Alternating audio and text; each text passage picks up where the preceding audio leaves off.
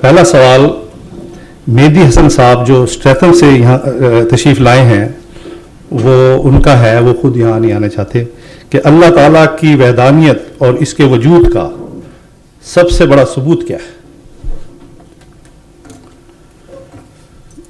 سب سے بڑا ثبوت تو انبیاء ہی ہیں، ان سے بڑا ثبوت اور کوئی تصور میں نہیں آ سکتا۔ ویسے تو ہر انسان خود بھی ایک ثبوت ہے، اگر اپنے نفس پہ غور کرے اور دیکھے کہ میں کیا ہوں، کس غرض سے آیا اور کون ہوں، میری انا کیا چیز ہے، مجھے یہ سوچنے کی طاقت کیوں نصیب ہوئی، جبکہ کیمسٹری اور فزکس میں کوئی قانون نہیں ہے جو سوچنے کی طاقت پیدا کر سکے۔ یہ سیدھی سادھی چند باتیں اگر انسان اپنے وجود پر اطلاق کر کے دیکھے تو وہ ذاتی ثبوت اس کی ذات کے لیے اس کی ذات میں سے مہیا ہو سکتا ہے۔ مگر جب آپ سب سے بڑا ثبوت کہتے ہیں تو مراد یہ ہے جو سب دنیا کے سامنے علی الرغم پیش کیا جا سکے، مخالفت کے باوجود ان کے مقابل پر رکھا جا سکے، وہ ثبوت سب سے بڑا انبیاء کا وجود ہے۔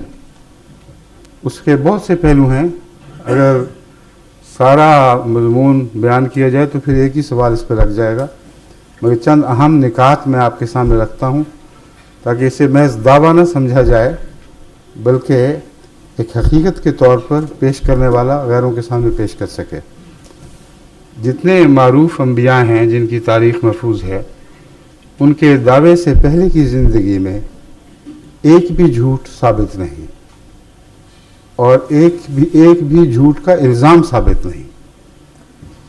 ان کے دعوے سے پہلے کی زندگی میں بچپن سے لے کر دعوے تک، جو اکثر بھرپور جوانی گزرنے کے بعد ہوتا ہے، کوئی ایک بھی داغ ان کی عصمت پر، ان کی پاکیزگی پر غیروں نے بھی نہیں لگایا۔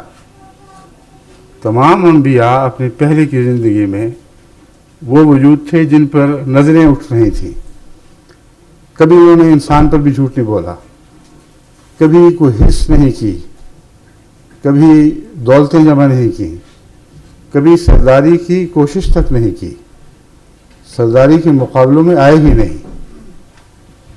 اچانک جب یہ کہتے ہیں کہ ہمیں خدا کا پیغام ملا ہے اور وہ یہ ہے، تو یہ سب سے بڑے تعجب کی بات ہے کہ نفسیاتی لحاظ سے یہ ممکن کیسے ہے کہ ایک شخص جو لوگوں کے معاملے میں، انسانوں کے معاملے میں امین ہو، بغیر نفسانی خواہش کے رہا ہو، اس کی کوئی بڑائی کی آرزو ثابت نہ ہو، وہ اچانک خدا کی طرف جھوٹ منسوب کرنا شروع کر دے۔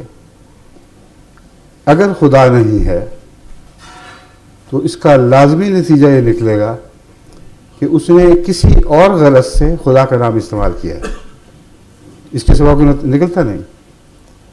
اور اگر یہ ہو تو پھر اس وقت کا وہ سب سے بڑا جھوٹا ہے۔ اور اچانک ایسی کایا پلٹ جانا کہ جو انسانوں میں سب سے بڑا سچا تھا وہ اچانک ان میں سے سب سے بدترین جھوٹا بن گیا، یہ انسانی فطرت قبول نہیں کر سکتی۔ مگر صرف اتنا ہی نہیں، جب اس نے کوئی اور تمنا دل میں چھپا کر خدا کی طرف منسوب ہونے کا دعویٰ کیا، اور خدا جب وہ جانتا ہے سب سے زیادہ کہ خدا نہیں ہے، اگر نہیں ہے تو اس سے بڑھ کر کوئی نہیں جانتا، کیونکہ اتنی بڑی ضرورت اس کو خدا پر جھوٹ بولنے کی ممکن ہی نہیں تھی اگر اس عرصے میں اسے کامل یقین نہ ہوتا کہ جس ہستی کی طرف میں جھوٹ منسوب کر رہا ہوں وہ قادر ہے، وہ توانا ہے، وہ مجھے جڑوں سے اکھاڑ کے پھینک سکتی ہے۔ تو وہ وجود جو دہریت کے اس سفر میں آہستہ آہستہ آگے بڑھتا ہے، وہ دہریت کے نشان پیچھے چھوڑ کر چلتا ہے۔ اس کی مجالس میں وہ گفتگو ہوتی ہے، اس کی مجالس گواہ ہو جاتی ہیں کہ یہ وہ شخص تھا جو مذہب کے مذاق اڑایا کرتا تھا، جو خدا کی ہستی کے خلاف باتیں کیا کرتا تھا۔ اس کے بغیر نفسیاتی سفر یہ ایک چھلانگ کا ممکن ہی نہیں ہے۔ کوئی شخص دعویٰ دار ہے تو اس کو اپنی عقل کا امتحان لینا چاہیے، یہ کیسے ہو سکتا ہے کہ وہ شخص دہریہ بنے اور اچانک بنے؟ اور دہریہ بھی اس درجے کا کہ اس ساری سوسائٹی میں اس جیسا کوئی دہریہ نہ ہو، اور بڑی جرت سے پھر ایک فرضی نام کے اوپر اپنی بڑائی کی خاطر ایک دعویٰ پیش کر دے۔ یہ دوسرا سوال ہے۔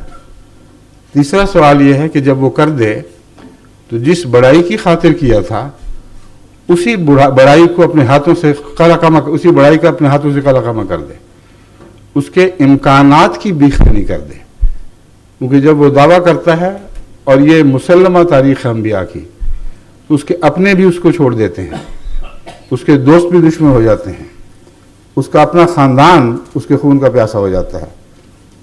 یہ بات درست ہے اور قطعی ہے۔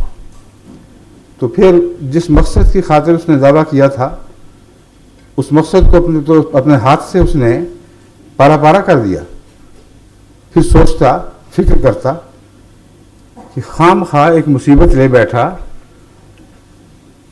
آج کے زمانے کے سیاستدانوں سے نہ صحیح اس زمانے کے سیاستدانوں سے سبق لے لیتا کہ ایک بیان دے کر جب متوقع رد عمل نہیں نکلا تو توبہ کر کے واپس جاتا کہ نہیں میرا تو مطلب ہی تم نہیں سمجھے، میں نے کب کہا تھا کہ مجھے خدا نے کچھ بنایا ہے اور خدا نے مجھے ایک مقصد کے لیے کھڑا کیا ہے۔